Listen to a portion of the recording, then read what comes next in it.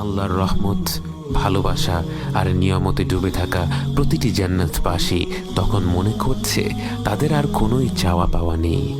মানুষ যে সৃষ্টিগতভাবেই এমন যে তাকে এক পাহাড় সমান স্বর্ণ দেয়া হলে তার মনে 2 পাহাড় সমান স্বর্ণ পাওয়ার আশা জাগে, যে স্বভাবগতভাবেই একটু বেশি চাইতেই থাকে, কখনো সন্তুষ্ট হয় না, সেই মানব সন্তানকে জান্নাতে এত বেশি নেয়ামত দেয়া হয়েছে যে সে সেখানে পুরোপুরি সন্তুষ্ট।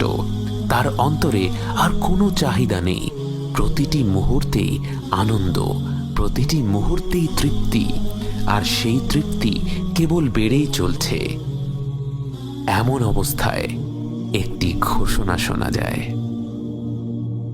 হে জান্নাতীরা।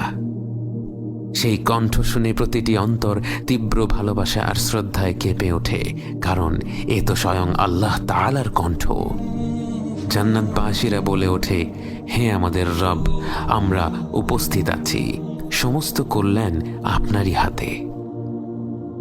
আল্লাহ তখন জিজ্ঞেস করবেন, তোমরা কি সন্তুষ্ট? সবাই বলে ওঠে, হে আমাদের রব, আমরা কেন সন্তুষ্ট হব না? আপনি আমাদের এমন সব জিনিস দিয়েছেন যা আপনার সৃষ্টি জগতের অন্য কাউকে দেননি। সবার অন্তর যখন কৃতজ্ঞতায় ভরে উঠছে, তখন সবাইকে হতভম্ব করে দিয়ে আল্লাহ তাআলা জিজ্ঞেস করলেন, আমি কি তোমাদের এর থেকে আরো উত্তম কিছু দান করব না? সবাই বাকরুদ্ধ হয়ে যায়। যেই জান্নাতে প্রতি মুহূর্তে এমন সব দৃশ্য, এমন সব শব্দ, এমন সব ঘ্রাণ, এমন সব স্বাদ, এমন সব অনুভূতি যা মানুষ কখনো কল্পনাও করতে পারেনি, যে নিয়ামতগুলো প্রতি মুহূর্তে হয়ে উঠছে আরো বেশি আনন্দদায়ক। এমন নিয়ামতের চেয়ে উত্তম পুরস্কার আর কি হতে পারে? সবাই বলে উঠল, হে রব, এর চাইতে উত্তম আর কি হতে পারে? তখন আল্লাহ বললেন, আমি তোমাদের উপর আমার সন্তুষ্টি স্থাপন করব। এরপর তোমাদের উপর আমি আর কখনো অসন্তুষ্ট হব না। আল্লাহ আপনাকে নিয়ে পুরোপুরি সন্তুষ্ট। আল্লাহ এই অনন্তকালের জীবনে আপনার কোনো কাজে, কোনো কথায়, কোনো চিন্তায় আর কখনো রাগ করবেন না, কখনো অসন্তুষ্ট হবেন না। এই প্রথমবার মনে হলো আপনার গোটা অস্তিত্ব যেন সত্যিকার অর্থে সার্থক হলো।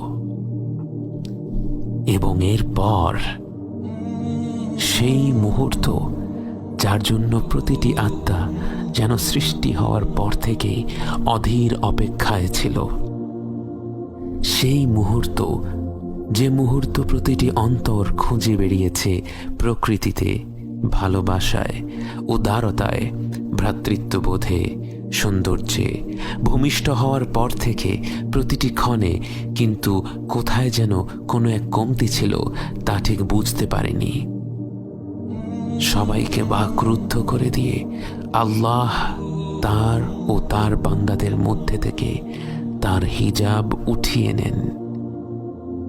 প্রতিটি বান্দা উপরে তাকিয়ে দেখছে, তাদের সামনে স্বয়ং আল্লাহ তাআলা হাজির হয়েছেন।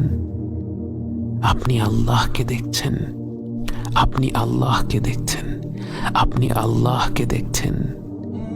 জান্নাতের যে নিয়ামতের মহাসাগরে ভেসে আপনি এই প্রান্তরে এসেছেন, যে সকল নিয়ামতের জন্যেই আপনি কৃতজ্ঞ, যে সকল নিয়ামত তখনও আপনার কাছে অত্যন্ত প্রিয়, কিন্তু এই চূড়ান্ত নিয়ামত, আল্লাহকে সরাসরি দেখার নিয়ামত, হয়ে গেল প্রতিটি বান্দার সবচেয়ে প্রিয়, সবচেয়ে মূল্যবান, সবচেয়ে বিশেষ পুরস্কার।